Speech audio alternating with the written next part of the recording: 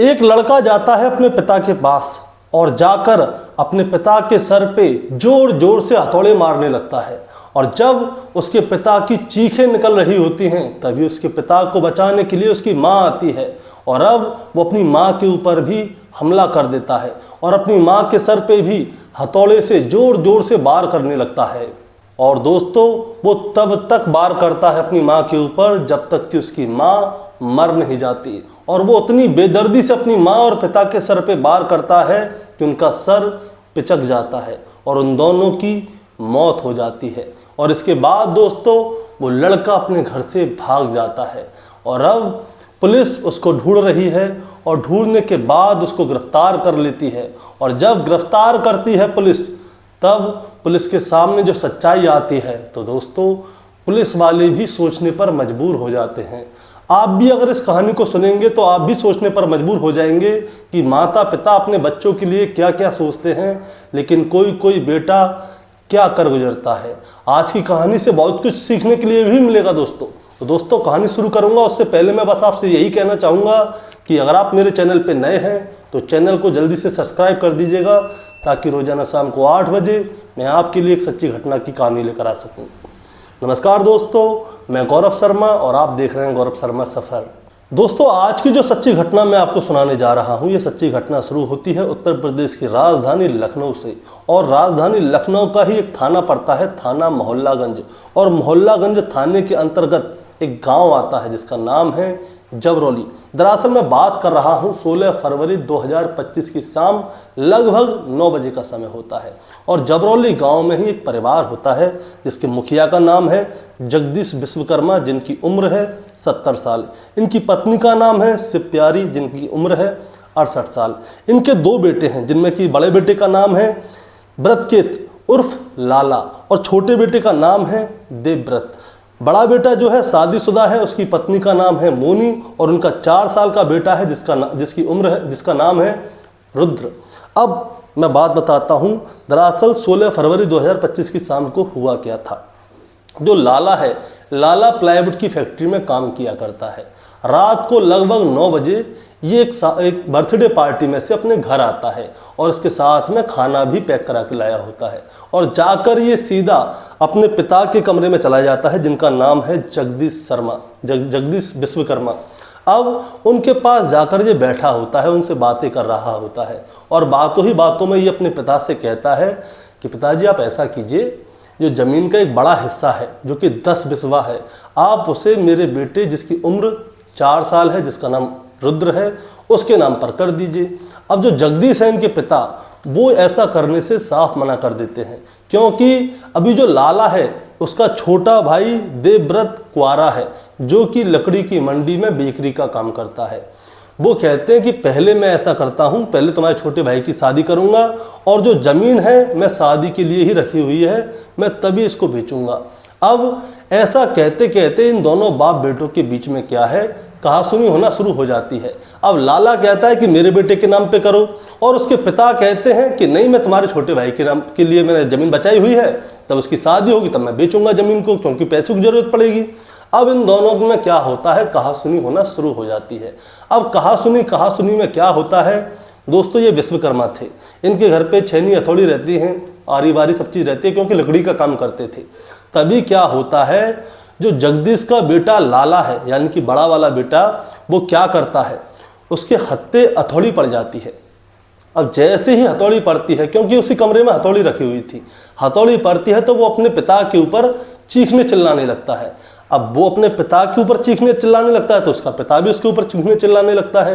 अब जो लाला है उसके सर पे भूत सवार हो जाता है, वो काबू में नहीं रह पाता। इसी बीच वो उसी हथौड़ी से अपने पिता के सर पे बार किए जाता है। अब जब वो अपने पिता के सर पे बार कर रहा था तो उसके मुंह से चीख चिल्लाने की आवाज़ आ रही थी। अब चीखने चिल्लाने की आवाज़ आई तो जो लाला की माँ है शिवप्यारी यानी कि जगदीश की धर्मपत्नी शिवप्यारी दौड़ी दौड़ी आती है और वो देखती है कि उसका बड़ा बेटा लाला अपने पिता के ऊपर हमला कर रहा है, तो वो बीच में आ जाती है बीच बचाव कराने के लिए। लेकिन जो लाला है वो मानता नहीं है, वो अपनी माँ शिवप्यारी के ऊपर हमला कर देता है और वो उनके भी सर में जोर जोर से हथौड़े मार रहा होता है। अब जब वो हथौड़े मार रहा होता है तो लाला की पत्नी वहाँ पे दौड़ी दौड़ी आती है। वो देखती है कि क्या हुआ, तो वो देखती है कि लाला अपने बाप और अपनी माँ के सर पे जोर जोर से हथौड़े मार रहा है, उनके सर से खूनम खून निकले जा रहा है। तो जो उसकी पत्नी मोना है वो जोर जोर से चीखने चिल्लाने लगती है, और जब वो चीखने चिल्लाने लगती है तो गांव में से अड़ोस पड़ोस में से लोग वहाँ पे आना शुरू होते हैं कि आखिर इनके घर में हुआ क्या, जो चीखने चिल्लाने की आवाज़ आ रही है। इसी बीच लाला जो है मौका देखकर मौके से भाग जाता है, और जब वो भाग रहा होता है तो गांव में ही किसी के घर पे सीसीटीवी कैमरे होते हैं, और उन सीसीटीवी कैमरों में लाला भागता हुआ साफ साफ दिखाई देता है। अब इसी बीच में कोई क्या करता है, पुलिस को फ़ोन कर देता है। तुरंत पुलिस मौके पर आती है तो इनको सबसे पहले जो नज़दीकी CSC था वहाँ पे लेके जाया जाता है। वहाँ के डॉक्टर इनसे मना कर देते हैं, वो कहते हैं हम नहीं देख पाएंगे। वो इनको शिफ्ट कर देते हैं, वो करते हैं KSMU ट्रोमा सेंटर है लखनऊ में ही, वहाँ पे शिफ्ट करते हैं। अब इन दोनों बुजुर्ग दंपतियों का इलाज किया जाता है तो पता चलता है कि ये हॉस्पिटल आने से पहले ही मर चुके थे। दरअसल लाला ने इतनी बुरी तरह से इन लोगों के सर पे वार किया था कि इनके बचने के चांसेस थे ही नहीं, ये मौके पर ही मर चुके थे। अब पुलिस इनके घर पे आती है, जांच पड़ताल करती है, तो पुलिस को हाथ में वो हथौड़ी पड़ जाती है जिससे कि लाला ने अपने माता पिता के सर पे वार किया था। अब उनके परिवार वालों से पूछा जाता है कि क्या बात हुई, तो वहाँ पे जो मौके पर थी वो सिर्फ लाला की पत्नी थी मोना, लेकिन मोना ने कहा कि मेरे को सिर्फ चीखने चिल्लाने की आवाज़ आ रही थी। मैं आई तो मैंने देखा कि मेरे जो पति हैं लाला, वो माता पिता के ऊपर हथौड़ों से हमला कर रहे हैं। मैं जोर जोर से चीखने चिल्लाने लगी तो अड़ोसी पड़ोसी आने लगे, तो वो मौका देखकर मैं यहाँ से भाग गई। अब क्या होता है दोस्तों, पुलिस वालों ने उसके घर की अच्छी तरह से तलाशी ली। उसके बाद में आसपास के सीसीटीवी कैमरे जो हैं वो देखे, तो उनमें से एक सीसीटीवी कैमरे में लाला भागता हुआ साफ नज़र आ रहा है। और उन सीसीटीवी कैमरों की खूबी समझिए, जब उस सीसीटीवी कैमरे को पुलिस अच्छी तरह से खंगाल रही थी तो सीसीटीवी कैमरे में लाला के माता पिता की चीखने चिल्लाने की आवाज़ें साफ साफ आ रही थी, और उसमें लाला की पत्नी जो मोना है वो भी चीख रही थी, चिल्ला रही थी, उसकी भी आवाज़ सामने आई। अब इसके बाद पुलिस ने वो फुटेज अपने पास रख ली। इसके बाद लाला को ढूंढने का नंबर लगाया जाता है, सर्विलांस पे उसका नंबर डाला जाता है, और आखिरकार 24 घंटे के अंदर पुलिस लाला को गिरफ्तार कर लेती है। और इसके बाद लाला से पूछा जाता है कि सच्चाई बताओ हुआ क्या, तो वो बताता है कि मेरे जो पिताजी हैं वो खेत बेचना चाहते थे क्योंकि मेरे जो छोटा भाई है उसकी शादी हो सके, लेकिन मैं ये चाहता था कि मेरे पिताजी 10 बिस्वा ज़मीन मेरे बेटे जिसकी उम्र 4 साल है रुद्र के नाम कर दें, लेकिन मेरे पिताजी इस बात पे माने नहीं थे।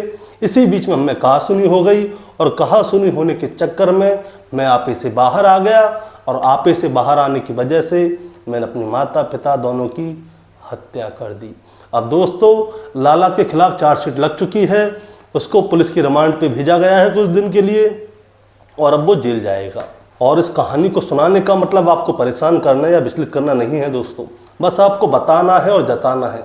बताना क्या है, बताना ये है कि माता पिता जो हैं वो अपने बच्चों के लिए जान निकाल के रख देते हैं, उनको कलेजे के टुकड़े की तरह रखते हैं, उनको पालते हैं, उनके सारे शौक मौज पूरे करवाते हैं, लेकिन उनके शौक मौज जब वो पूरे करवा रहे होते हैं ना तो माता पिता अपने शौक मौजों को मार देते हैं। वो कहते हैं कि पहले मेरा बेटा है या चाहे बेटी है, उसकी कमियां पूरी होनी चाहिए, उसके बाद हम देख लेंगे, जो बचेगा हम वो खा लेंगे। लेकिन आजकल की औलाद ऐसी पैदा हो रही है, उन्हें सिर्फ अपना हिस्सा चाहिए, संपत्ति चाहिए। इसीलिए दोस्तों मैं आपसे बस यही कहना चाहता हूँ, अगर कोई बुजुर्ग दंपत्ति देख रहे हैं या चाहे मेरी हम उम्र हैं, उन सबसे बस यही कहना है, जो आप पैसा कमा रहे हैं उसका उपयोग आप ही कीजिए, और अपने बच्चों को ये कभी मत सिखाइए कि तुमको मैं ये देकर जाऊँगा।